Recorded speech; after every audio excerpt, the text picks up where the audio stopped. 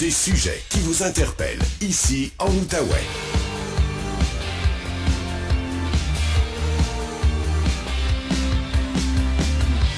Voici Louis-Philippe Brûlé. OK, on est de retour à l'émission avec Patrick Filion, microbiologiste et professeur au Cégep de l'Outaouais, avec qui on va évidemment parler du fameux masque, entre autres, aujourd'hui. Salut Patrick! Salut LP. Rien de confirmé encore, mais tout indique que Québec prolongerait l'obligation de le porter, le masque, après le 15 avril pour au moins 2 semaines de plus. Qu'est-ce que tu veux dire aux gens qui sont tannés et qui ont juste hâte de passer à autre chose, Patrick?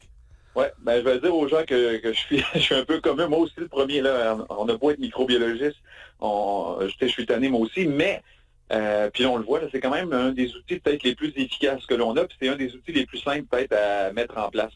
Donc, oui, on est tanné, oui, on est fatigué, oui, on espère que tout ça soit derrière nous. Mais force est de constater là, que depuis qu'on a relâché certaines mesures, autres que le masque, on voit qu'il y a une recrudescence assez importante là, du nombre de cas d'infection, même d'hospitalisation là, qui commence à augmenter. Donc, je crois que ce serait peut-être la chose la plus sage à faire, là, puisqu'on n'en est pas encore là, à nos plus beaux mois d'été, de peut-être conserver le masque. Donc, je ne serais pas surpris effectivement là, que le gouvernement veuille poursuivre encore quelques semaines le port du masque, parce que c'est la méthode la plus simple pour limiter, on va dire, les dégâts, même si on est tous tannés, moi le premier. Donc, je compatis avec tout le monde, mais c'est ça, faut faire les efforts qu'il faut là, pour limiter là, cette augmentation de cas-là. Sachant aussi que si on l'enlève, rendu à ce stade-ci, on ne pourra pas le ramener, alors... Non, c'est ça. C'est la dernière mesure qui est en place, alors j'ai l'impression qu'on va jouer de prudence. Est-ce qu'on pourrait même le ramener en classe, Patrick? Ben écoute, déjà, on pourrait retourner dans nos archives LP, puis on en avait discuté de ça quand on avait parlé de le retirer après la semaine de relâche. Puis déjà, je trouvais que c'était un peu tôt. Les élèves étaient encore en classe, les fenêtres pas nécessairement ouvertes. Donc, est-ce qu'on va y retourner? Peut-être pas. Encore une fois, c'est comme tu viens de le dire, on le retire, c'est difficile de le ramener. Mais si je me fie à ce que mes 2 garçons font au secondaire, là, très peu d'enfants le font ou d'ados. Donc, est-ce que ce serait difficile de le ramener? Peut-être que c'est possible, parce qu'encore une fois, c'est vraiment un des meilleurs outils. Donc, tant et aussi longtemps qu'on ne pourra pas profiter du beau temps et de l'extérieur, puis jusqu'à la fin des classes, jusqu'à un certain point, là, ça serait peut-être une bonne chose. Donc, puis encore une fois, même si le gouvernement nous donne la permission de le retirer, il faut y aller avec logique. Là. S'il y a des cas autour de vous, vous allez souvent dans des environnements où ça peut être propice, mais on peut le porter. Là. C'est pas. Oui. Mais toi, tu enseignes beaucoup à des futures infirmières. Alors, je présume que dans tes salles de classe, on porte pas mal le masque quand même? Ou? Oui, en fait, au cégep, on ne peut pas le retirer. C'est vraiment les étudiants du secondaire et du primaire, je crois, qui avaient le droit. Donc, nous. Ah oui, au cégep, c'est encore en vigueur. Oui, tout le monde porte le masque. En fait, le prof peut le retirer à l'avant de la classe s'il est à 2 mètres de ses étudiants, mais moi, je le garde tout le temps, parce que c'est bien beau être à 2 mètres, mais quand tu es dans une classe pendant 2 heures avec 30 étudiants, à un moment donné, là, il peut s'en accumuler du virus là-dedans. Donc, moi, je le porte toujours, un peu par compassion aussi envers mes étudiants qui, eux, doivent le porter obligatoirement. Donc, mais au cégep, là, tout le monde a son masque. Bon, on est dans la 6e vague. Pour l'instant, là, aux soins intensifs, là, ça déborde pas. Là, on était en bas de 75 cas ce matin. Mais un des problèmes, c'est que le variant actuel, BA2, il est hyper contagieux, Patrick. Oui, là, je fais un petit rappel aux gens. Là, quand on parle du taux de propagation d'un virus, on parle souvent d'une valeur référence, le R0. Le R0, c'est, par exemple, si moi je suis infecté, combien d'autres personnes je peux infecter? Donc, le virus initial, le premier coronavirus là, qui nous a infectés en début de pandémie, avait un R0 de 4. Donc, je suis infecté, je peux infecter 4 autres personnes. Là, ça a progressé avec les différents variants, avec Omicron, et là, son petit cousin BA2, on parle de 10-12 personnes. Donc, imagine juste dans une classe avec des enfants ou des ados, tu as un enfant d'infecté, techniquement, il peut infecter pratiquement le 2 tiers de sa classe. Ouais. Donc, puis là, tout ce beau monde-là ramène ça à la maison, là. Puis à la maison, on ne porte pas notre masque. Donc, c'est un virus. Puis là, il faut faire attention, qui est très, très contagieux, mais que ça ne veut pas dire qu'il est plus virulent. Donc, tu peux avoir des virus qui ont un taux de propagation très élevé, mais qui ne vont pas causer des dommages aussi sévères, par exemple, que n'aurait pu le faire Delta. Virus Delta avec un R0 de 12, là, ça aurait été la catastrophe partout, là, dans les hôpitaux, entre autres, là, mais ça n'aurait pas été le fun. Là, oui, mais c'est un peu la logique hein, dans une séquence de pandémie, habituellement, Patrick? C'est ce qu'on espère. Okay? On n'est jamais à l'abri là, du virus parfait là, qui causerait des catastrophes, mais normalement pour, on va dire, devenir endémique, puis il faut comprendre aussi que les virus, leur objectif, c'est de se multiplier, pas nécessairement de tuer leur hôte, ce qui serait contre-productif pour eux-mêmes. Donc, c'est ce vers quoi on tend, donc d'avoir des virus qui se propagent efficacement. Donc, le virus peut se multiplier, mais qui ne va pas affecter son hôte là, à un point où il pourrait mettre sa vie en danger. Donc, on espère que c'est vers là qu'on s'en va. Ouais. Mais il faut quand même être vigilant parce que pour l'instant, ce virus-là évolue tellement rapidement qu'on ne sait pas quelle tangente ça peut prendre. Oui, méchante boîte à surprise, la COVID, le coronavirus. Puis on a hâte, entre guillemets, de voir ça va être quoi le prochain sous-variant ou variant qui va devenir dominant. Un des problèmes présentement aussi, c'est que monsieur, madame, tout le monde, Patrick, n'ont pas accès aux tests PCR. Et avec les tests rapides, il y a beaucoup de faux négatifs, surtout pour les gens qui ont peu de symptômes. Oui, ça, c'est un problème dans le sens où... Bon, on fait nos tests à la maison, puis on a mis beaucoup l'accent là-dessus là, au Québec, donc de travailler sur des tests, pas PCR, pardon, sur les tests antigéniques. Mais là, ce qui arrive, c'est qu'avec le nouveau variant, justement, il prend plus de temps à se développer et nos poumons ne produisent pas la même charge virale dans les premiers jours. Donc, le test antigénique détecte les protéines virales une fois qu'elles sont excrétées.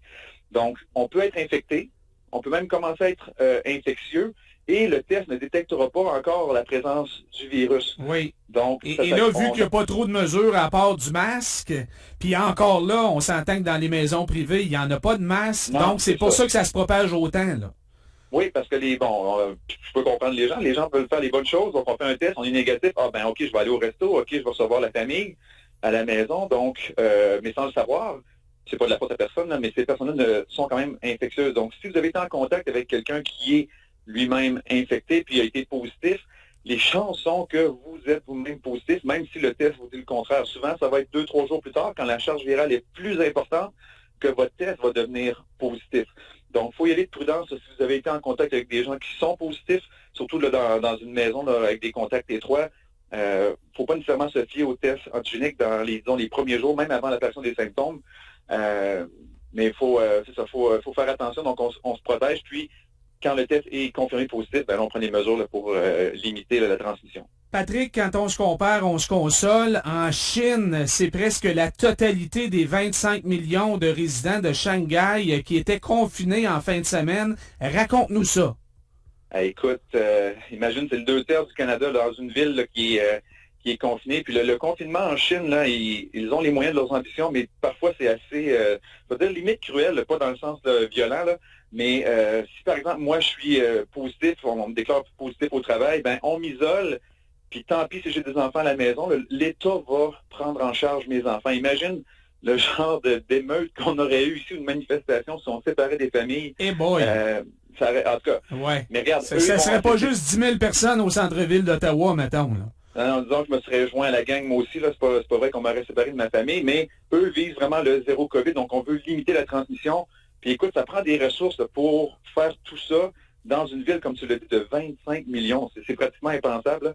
Mais c'est ça. Donc, eux, ils visent le zéro COVID.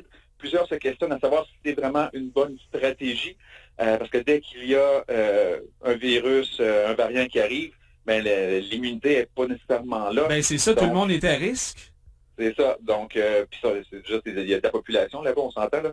Donc, ça peut rapidement se propager. Donc, ils ont des méthodes très, très, très restrictives, beaucoup plus intenses que ce qu'on vit ici. Donc, comme tu dis, on se compare, on se console, même si nous, on a encore des choses qui nous irritent, qu'on trouve un petit peu tannantes. Mais là-bas, là, c'est vraiment un autre niveau, là. Bon, en terminant, une nouvelle qui suscite de l'espoir des chercheurs montréalais qui ont identifié 2 molécules qui semblent être en mesure d'empêcher la COVID d'infecter les cellules des poumons. Et on pense même que cette découverte-là pourrait éventuellement servir de traitement contre certains cancers. Peux-tu nous vulgariser ça, Patrick? Oui, je vais te simplifier ça parce que c'est quand même très complexe. Imagine là, sur le virus, il y a des protéines, puis ces protéines-là, il y en a une qui s'appelle la furine. Les furines, là, imagine, c'est comme une paire de ciseaux. Donc, ça va couper, ça va briser certaines molécules sur nos cellules et ça va permettre au virus d'entrer. Donc, imagine, là, dans le fond, c'est comme si le virus voulait entrer par infraction dans notre maison, donc il brise la serrure. On va le voir comme ça. On défonce la porte. On défonce la porte. Donc, la furine sert à couper notre serrure sur nos cellules. Donc là, ce qu'on veut faire, quand j'ai vu c'était que les chercheurs, c'était Dr. Cohen, un docteur avec qui là, j'avais travaillé un petit peu à la maîtrise.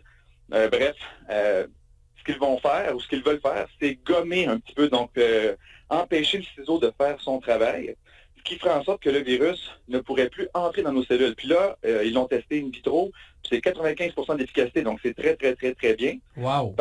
Puis pour le cancer, ce qu'il faut comprendre, c'est que ces protéines-là, les furines, existent encore dans nos cellules et pas juste sur les virus, donc les cellules humaines peuvent en avoir.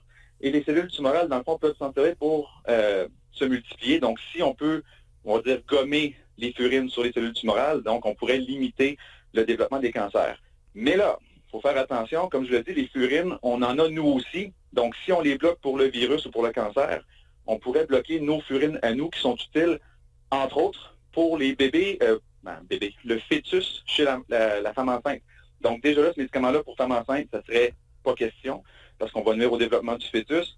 Et aussi, là, si on parle de traitement à long terme, par exemple, pour traiter un cancer, les furines humaines, on les utilise pour activer notre insuline. Puis l'insuline, c'est quand même assez vital, on s'entend là-dessus, pour gérer notre glycémie. Donc, Oui.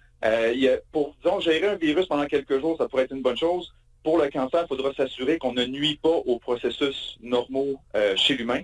Mais, écoute, toute nouvelle est une bonne nouvelle là, dans le cas de la COVID. Donc, on va le prendre. Il y a loin de la coupe aux lèvres. On n'a pas encore développé un médicament qui serait utilisable. Mais dans un avenir rapproché, on ne sait pas justement si les virus évoluent. Il y a d'autres virus aussi qui utilisent ces enzymes-là. Donc, si on peut, à moyen terme, développer une molécule qui pourrait être utilisée contre plusieurs virus et le cancer, bien, ça sera juste des bonnes nouvelles. C'est qu'à court terme, ça serait contre la COVID, ensuite contre d'autres virus, puis peut-être éventuellement contre certains cancers. Exact. Assez impressionnant quand même. Merci beaucoup, Patrick. Oui. Toujours un plaisir. Bonne journée. Bonne semaine. Bye-bye. Merci.